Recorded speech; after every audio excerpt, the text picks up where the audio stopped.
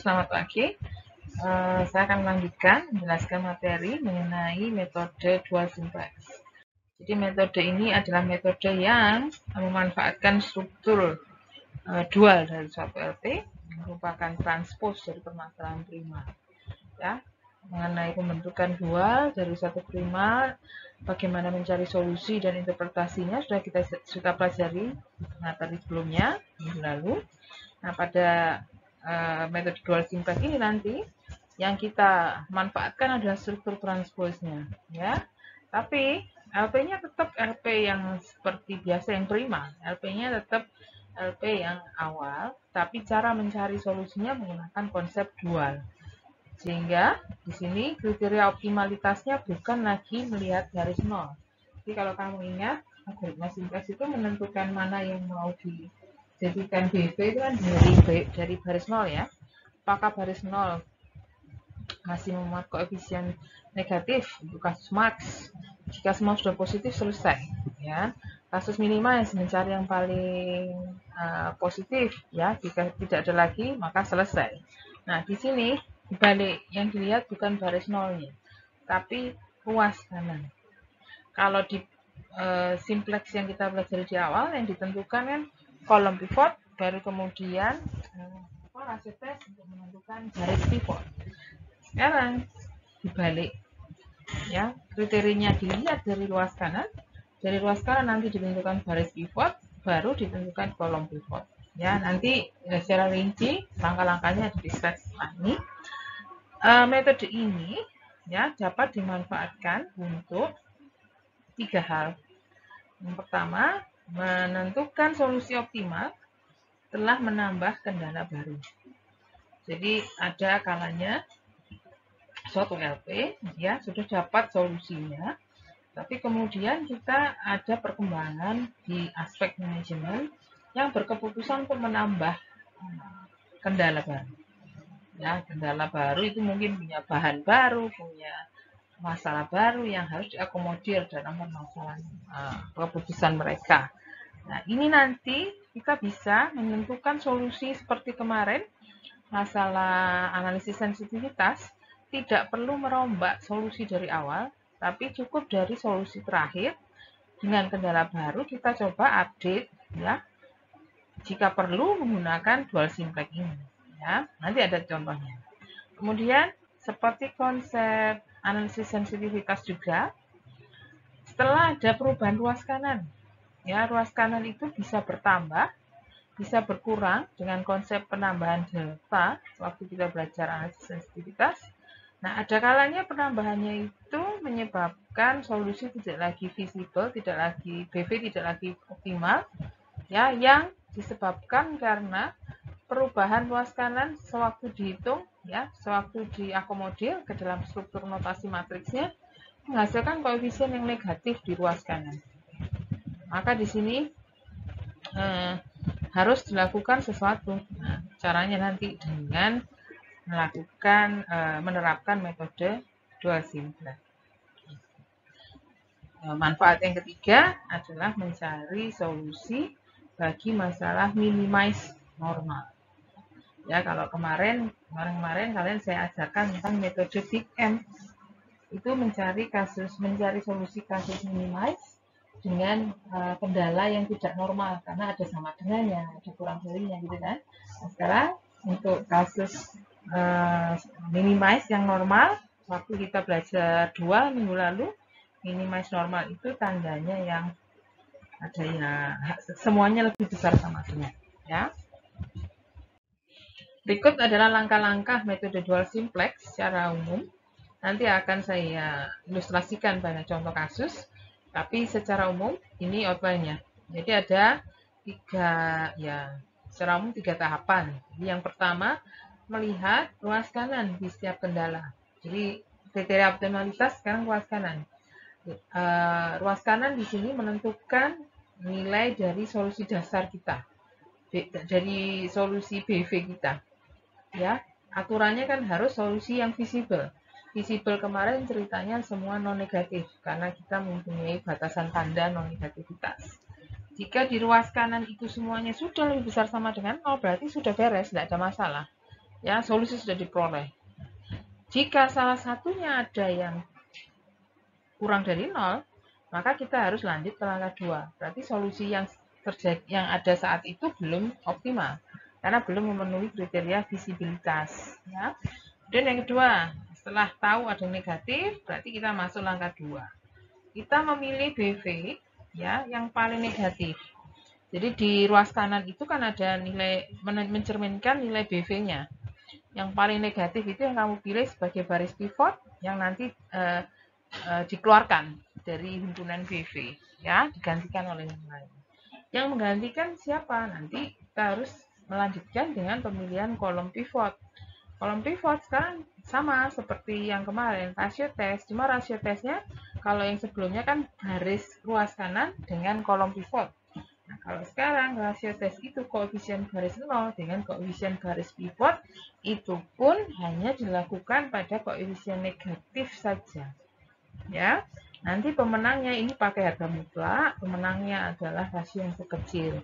Nah, ini nanti kolom yang terpilih. Kolom yang terpilih nanti jadi BV baru, kita lakukan operasi baris. Operasi barisnya tetap seperti konsep yang sebelumnya. Bedanya hanya di langkah 1 pakai ruas kanan, pilih baris, rasio tes pilih kolom. Itu aja yang dibalik. Tapi sewaktu operasi baris, operasinya tetap operasi baris, bukan jadi operasi kolom. Gitu ya. Penentuan BV-nya juga sama, bentuk kanonik per baris juga. Hanya saja sewaktu memilih itu ya dibalik. Baris dulu baru kolom. Oke, setelah ero dicek lagi. Apakah ruas kanan mempunyai kendala yang lebih besar sama dengan 0? Ini pertanyaannya, misalkan ada, tapi pada baris pivot semua koefisiennya itu non negatif, tadi kan rasio tes dilakukan pada variabel yang negatif ya. Jika tidak ditemukan, maka tidak ada solusi optimal. Ya, sorry, tidak ada solusi visible. Nah, misalkan ada, balik lagi ya ke langkah di iterasi di langkah berikutnya. Oke. Nah, ini contoh kasus ya. Yang pertama, pemanfaat atau saya belum bicara ini harus pakai dual simplex atau enggak. Ini saya mengambil kasus kita melakukan penambahan kendala baru dari LP yang sudah memiliki solusi ya. Kamu jangan langsung ini harus pakai dual simplex, jangan dulu. Dicek dulu ya. Kendala baru tadi itu masih memiliki atau masih memenuhi solusi yang ada enggak? Solusi yang ada itu masih cocok enggak dengan kendala baru? Cocok dalam artian tandanya masih betul atau enggak? Jika enggak, nah, tidak perlu kamu menerapkan dual simplex. Dual simplex itu baru dilakukan jika solusi optimal yang ada tidak lagi memenuhi kendala. Nanti gitu. Jadi begitu dikasih kasus ya, ini ada kendala seperti ini, jangan saya harus pakai dual simplex langsung, belum tentu. Dicek dulu. Kalau masih memenuhi solusinya di kendala itu ya tidak perlu. Oke. Itu pun nanti setelah kita terapkan dual simplex ada dua kemungkinan. Ya, ketemu solusi visible, tidak ketemu solusi visible. Ya. Jadi kendala baru pada suatu LP itu sebetulnya punya beberapa efek. Yang pertama, ini saya pakai ilustrasi pada kasus Jakarta yang kemarin. Ini masalah primalnya ya. X1, X2, X3, bangku meja kursi produksi dengan solusi yang ada seperti ini. Ini kalau diceritakan kan berarti solusi optimal memproduksi 2 bangku, tidak memproduksi meja, memproduksi 8 kursi. Ada sisa 24 bahan kayu yang finishing dan carpentry-nya habis dengan profit 200 atau pendapatan 280. Di sini ada kendala baru dengan bentuk jumlah 3 produksi tadi tidak lebih dari 11. X1 plus X2 plus X3 kurang dari sama dengan 11. Apakah ini harus pakai 2? Cek dulu. X1 dalam solusi itu 2. X2 0. X3 8. Ini kalau saya olah dalam bentuk kendala ini kan hasilnya 2 tambah 0 tambah 8, 10 angkanya masih berlaku bagi kendala yang barusan dikenalkan ini. Jadi 10 kan tidak sampai, betul, tidak melebihi 11. Jadi kalau misalkan ini saya tambahkan ke LP saya yang ini, jawabannya akan tetap harus produksi 2 bangku, 0 meja, 8 kursi dengan income 280 tanpa harus dirubah lagi. Oke, jadi ini kendala yang tidak sampai merubah solusi karena solusi yang ada masih memenuhi kendala yang barusan dibentuk. Tidak perlu analisis lanjut, solusi tetap. Itu yang pertama. Nah, sekarang kasus yang sama, saya hanya tuliskan ininya aja, solusi. Kemudian kendala yang diperkenalkan di sini adalah paling sedikit harus memproduksi 1 meja. Padahal di solusi mejanya 0. Jadi kan nggak memenuhi, ya. Paling sedikit 1 meja, berarti nggak boleh 0 di sini. Lebih besar sama dengan 1. Nah, solusi yang ada tidak memenuhi, berarti inilah ranah dari pembentukan solusi baru yang bisa memanfaatkan dual simplex. Nah, kenapa harus dual simplex? Bisa kamu amati strukturnya. Ya. Bagaimana mengerjakannya? Tablo yang paling akhir harus ditambah dengan kendala baru. Baru di situ akan terlihat, ya, bagaimana kita menerapkan algoritma dual simplex mulai langkah 1, 2, 3 dan seterusnya setelah kita tahu tablonya. Jadi ketika mau menerapkan dual simplex, lihat dulu struktur tablo. Di kasus ini tablonya adalah tablo paling akhir yang kalian punya plus kendala baru. Nah, ini adalah representasi dari tablo paling akhir dari kasus Dakota. Tapi sudah saya rubah dalam bentuk persamaan kembali, ya. Jadi ini tablo paling akhir yang saya bawa ke notasi persamaan, yang nantinya perlu kamu tambah dengan kendala baru ini. Yang X2 lebih besar sama dengan 1, sesuai konsep, karena ini lebih besar sama dengan, untuk membawanya ke persamaan harus dikurangi dengan variabel X, disama dengankan. Ya, X2 dikurangi E4. E4 kenapa? Karena posisinya ini nanti pada kendala keempat, ya, E4 sama dengan 1. Kemudian kalau kamu ingat masalah ada ekses yang bertanda minus ini yang menyebabkan kita harus menggunakan Big M, ya, karena di metode Big M itu bisa menawarkan penambahan variabel dummy supaya ketemu bentuk kanonik di baris tersebut. Nah, sekarang nggak perlu, ya. Saya bisa merubah dikalikan dengan bentuk negatif pada kendala dalam bentuk persamaan ini, supaya nanti koefisien E-nya itu adalah positif. Karena peran variabel tambahan ini adalah untuk menciptakan BV awal. Ya, kalau slack kan langsung, karena slack itu langsung plus. Kalau excess itu ada masalah, karena dia negatif, sehingga di simplex yang sebelumnya itu diakali dengan penambahan variabel dummy, konsepnya Big M. Nah, kalau sekarang dengan adanya dual simplex, konsep dual simplex yang membolehkan luas kanan minus, maka kamu nggak perlu menggunakan penambahan dummy, tapi cukup dengan mengalihkan kendala ini yang sudah dalam bentuk persamaan dengan negatif 1. Jadi ketika dikalikan dengan min 1, hasilnya seperti ini, dan ketika ditaruh di tablo yang terakhir, posisinya akan begini. Ya, jadi min X2 plus E4 sama dengan min 1. Kalau untuk melihat BV-nya yang mana dalam bentuk yang ini memang agak susah, maka akan lebih mudah kalian lihat dalam tablo. Jadi ini akan saya transfer ke tablo. Jadi naruhnya ya seperti tablo kita kemarin, seperti biasa. Cuman di sini akan ada kolom baru E4, ya. Tadi kan sampai S3 saja. Sekarang ada tambahan E4, ada baris keempat. Nah, baris keempat yang ada koefisiennya hanya bagian X2 sebesar min 1, lainnya 0, E4 sebesar 1. Sedangkan E4 di atas-atasnya tidak ada 0 semua. Ya, luas kanan min 1. Jadi ini saya tandai posisi kebaruannya. Kalau tablo yang terakhir sebelumnya ini saja, ya. Nah, BV dibunyikan seperti biasa.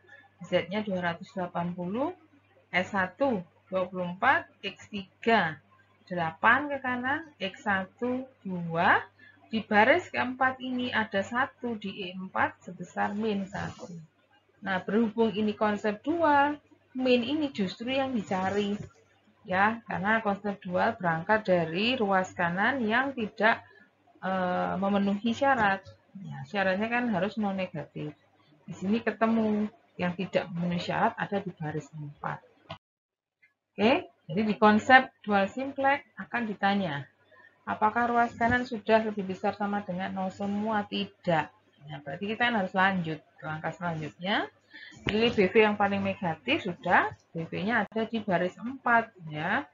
Nanti BV ini jadi baris pivot nanti.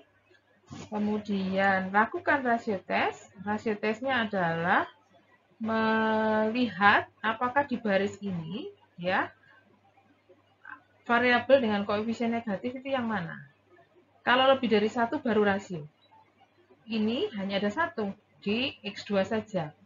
Jadi walaupun saya tuliskan nanti kalau memang butuh, rasio tes itu adalah pembagian dalam hal harga mutlaknya antara koefisien yang di atas di baris 0 dengan koefisien ini. Jadi jika misalkan diperlukan, rasio tesnya ini 5 bagi 1. Kalau ada 2 yang negatif. Nah, berhubung ini hanya ada 1 yang negatif, ya tidak perlu. Karena hanya ke X2 saja yang berkoefisien negatif. Langsung X2 ini ditentukan sebagai kolom pivot. Kolom pivot berarti nanti struktur X2 harus berubah menjadi 0, 0, 0, 0, 1. E4 ini akan digantikan oleh X2. Nah, itu konsepnya kembali ke penggunaan operasi baris. Elementary row operation. Operasi baris elementer. Oke. Nah, diingat-ingat lagi ya. Operasi baris elementer konsepnya bagaimana untuk merubah ini menjadi 0, 0, 0, 0, 1. Ya, seperti kemarin. Baris 4 didahulukan supaya ini 1. Nah, karena ini koefisiennya min 1, kamu bagi dengan baris 4 yang lama ini dibagi dengan min 1 atau kali min 1 supaya isinya berubah menjadi 0, 0 plus 1, 0, 0, 0, 0, min 1, ruas kanannya plus 1.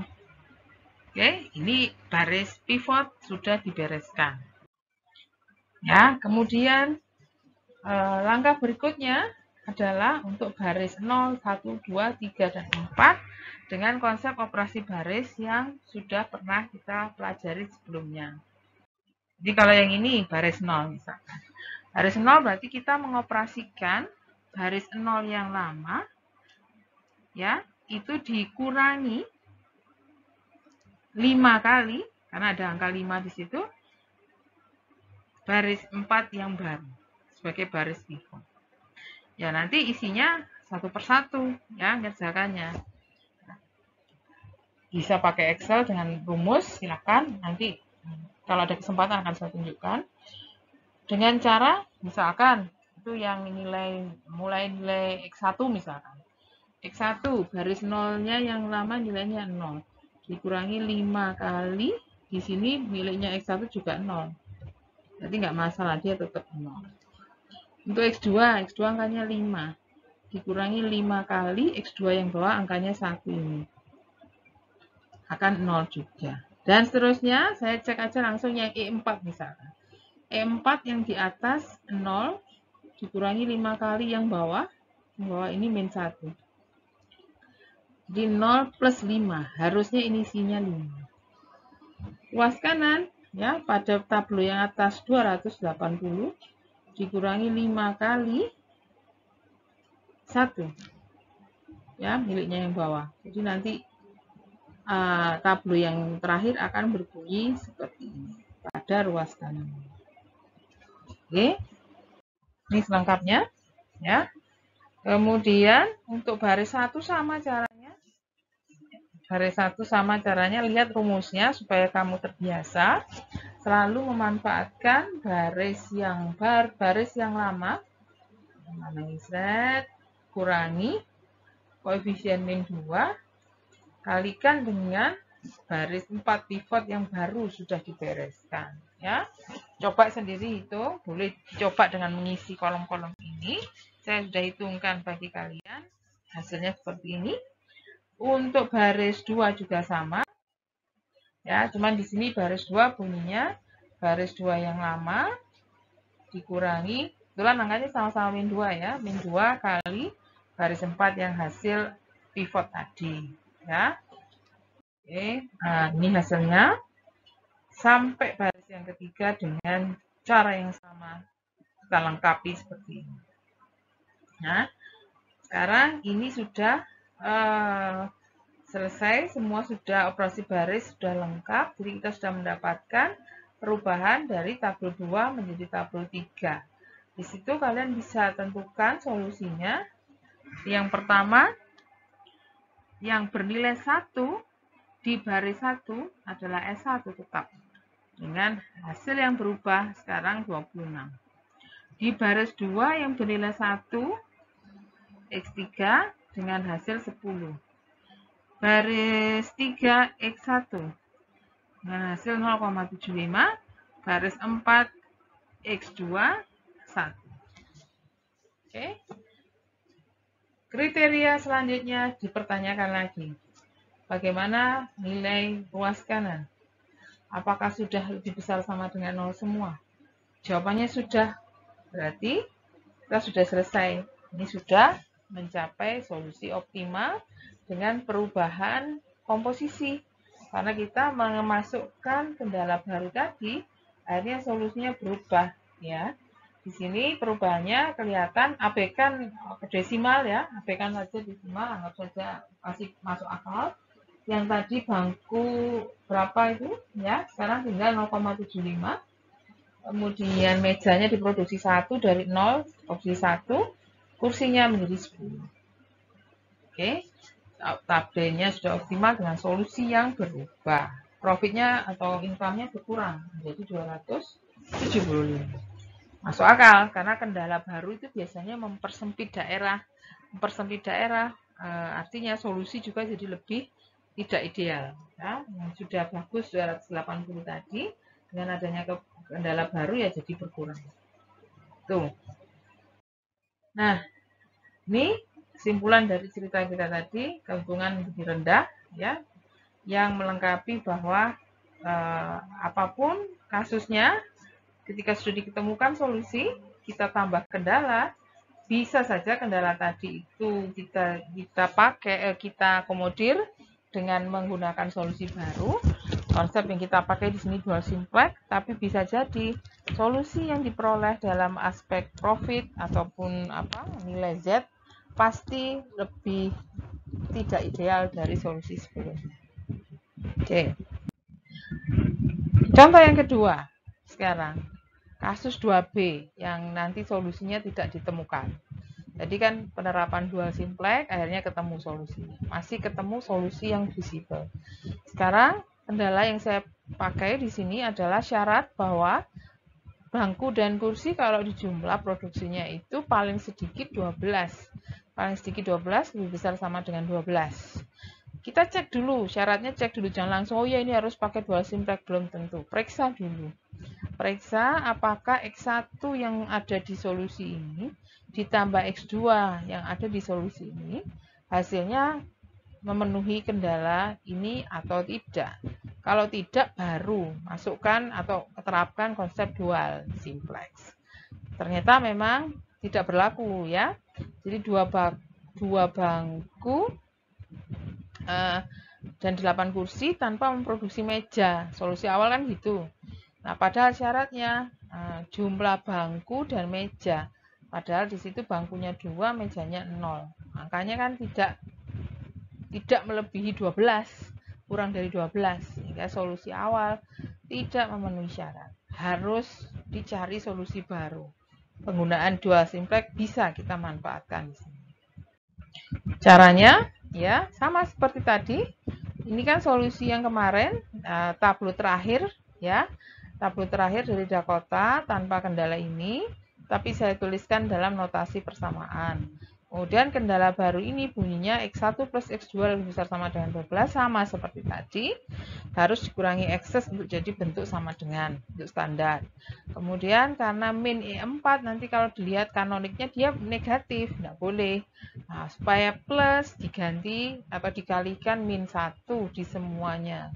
Kali min 1, ruas kanannya otomatis menjadi minus. Bu, ruas kanannya minus gimana? Tidak masalah, justru di dual simplex itu ruas kanan negatif lah yang harus yang jadi pusat perhatian. Jadi taruh kendala yang sudah dalam bentuk ini ke tableau terakhir ya. Yang bentuknya seperti ini akhirnya. Yang kalau dibaca yang sama seperti tadi ini mungkin kamu agak sulit membacanya, taruh aja di tableau.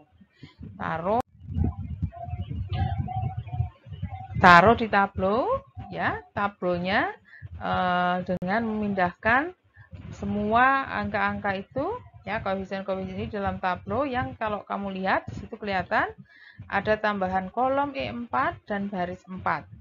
Nah, baris 4 isinya hanya ada di X1 sebesar min 1, di X2 sebesar min 1, E4 1, ruas kanan sama dengan min 12. Ya. Di sini kelihatan bahwa ada masalah sebetulnya di tableau ini, belum bisa kita terapkan dual simplex secara langsung karena di sini sudah di set ada BV ya. Untuk baris 0 jelas itu Z. Baris 1 ada S1, baris 2 ada X3. Baris 3 ini yang masalah. Seharusnya kan BV-nya X1 sama dengan 2. Nah, berhubung di sini ada tambahan baris 4 min 1 di sini, maka cerita ini jadi kurang tepat kalau saya bilang X2 sama dengan X1 sama dengan 2 sebagai BV dan E4 sama dengan min 12 sebagai BV. Di sini ini sebenarnya belum tepat 100% karena waktu saya bilang X1 sama dengan 2 di sini seharusnya ini 0. Nah, sehingga perlu penyesuaian. Ya, jadi penyesuaian untuk baris 4 saja. Operasi baris di baris 4 saja, yang lainnya biarkan. Caranya gimana supaya ini 0? Ya, cara paling mudah mengenolkan ini ya tinggal baris 4 ini adalah baris 4 ditambah baris 3. Jadi yang baris 4 yang ini saya tambah baris 3. Operasi barisnya begini. Baris 4 baru nantinya 2 aksen saya bilang, karena kan masih merubah baris 4 aja, tidak merubah yang lain-lain, tidak akan membentuk tableau completely different, tidak akan membentuk tableau yang sama sekali berbeda. Adalah baris 4 yang ini ditambah baris 3 yang atasnya ya. Hasilnya lihat sendiri, min 1 tambah 1 akan 0, min 0 di sini 0, min 1 ditambah 1,25 akan menghasilkan 0,25, 0 tetap 0, 0 ditambah setengah jadi min setengah, 0 ditambah 1 setengah jadi 1 setengah, 1 tambah 0 tetap 1, min 12 tambah 2 jadi min 10. Yang akhirnya bisa saya pakai untuk melengkapi ini sebagai BV juga di baris 4 nilainya, tapi ganti min 10. Kalau tadi kan min 12 ya, jadi untuk merevisi itu saja. Dan tidak masalah saya sebut di baris 3 itu sebagai BV dengan nilai sama dengan 2. Jadi dari komparasi dari yang sebelumnya, semua tetap hanya di baris 4 ini bunyinya bukan E4 sama dengan min 12, tapi E4 sama dengan min 10. Ya, gini ya. 4 sama dengan min 10. Baru dual itu kita terapkan di tableau yang sudah disesuaikan ini. Ya, sesuaikan supaya betul semua BV mempunyai bentuk kanonik. Ya. Pertanyaannya sekarang, apakah setiap ruas kanan sudah memiliki kendala yang lebih besar sama dengan 0? Ya, jawabannya kan tidak, karena ada baris 4 ya, yang mempunyai BV negatif. Setelah itu, pilih kolom pivot, lihat pada baris 4. Adakah yang negatif? Ada, ini S2 saja. Nah, seperti tadi, karena cuma satu yang negatif, ya, jadi tidak perlu rasio tes. Sementara ini tidak perlu rasio tes, hanya koefisien S2 saja yang negatif. Berarti E4 nanti harus ditukar dengan S2 kolom ini harus berbentuk 0,0001. Ya, itu dilakukan dengan operasi baris supaya S2 menggantikan E4. Operasi barisnya bagaimana? Cari tahu sendiri. Ya, saya tunjukkan di sini hasilnya sudah lengkap dengan perubahan-perubahan dari tabel 2 menjadi tabel 3, 2 aksen ya, karena tadi sudah di-adjust sedikit penyesuaian. Tabel 3 hasilnya sudah memindahkan yang tadinya 0001 pada kolom E4 berpindah di kolom S2 0001 di sini ya. Dengan solusi BV bisa dibaca satu persatu. Baris 1 S1 sama dengan min 16. Baris 2 X3 sama dengan min 32. Loh, bahkan ada 2 yang minus di sini. Baris 3 X1 sama dengan 12. Baris 4 ada di S2 sama dengan 20. Nah, ini kalau ditanya sudah optimal atau belum, jelas belum, karena ruas kanannya masih ada 2 yang negatif. Ada 2 yang negatif, kita tanyakan. Apakah sudah semua? Belum, lanjut angka selanjutnya. Pilih yang paling negatif. Yang paling negatif di sini adalah X3. Ya, berarti kamu nanti lihatnya di baris ini semua. Lihat koefisien-koefisien di sini. Apakah penentuannya tadi kan? Cari yang koefisien negatif. Kalau lebih dari 1, lakukan rasio tes. Nah, kebetulan di sini hanya 1. Ya, hanya 1. Kolomnya berarti kolom X2 saja.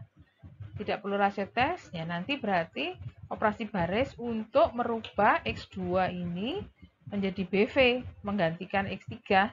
Ini harus 0, 0, 1, 0, 0. Ya. X2 harus menggantikan X3 dengan operasi baris. Sama seperti tadi, saya tidak jelaskan satu persatu. Operasi barisnya coba kamu rumuskan sendiri. Ya. Hasilnya di tabel 4 seperti ini. Sudah terjadi perpindahan antara yang tadinya mana ya tadinya X3. Ini 001, 00 di X3 satunya. Di sini satunya ada pada kolom X2. Kalau satunya dipindah ke sini ya.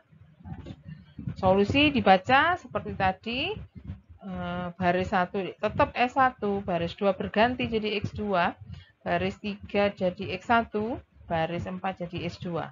Nah, tetap S2 maksud saya. Yang berubahnya ini. Masih ada yang negatif. 1 saja tapi di sini. Kalau tadi kan ada 2. Cuma ada keanehan, lihat di sini ruas kanannya untuk Z kok jadi minus 240.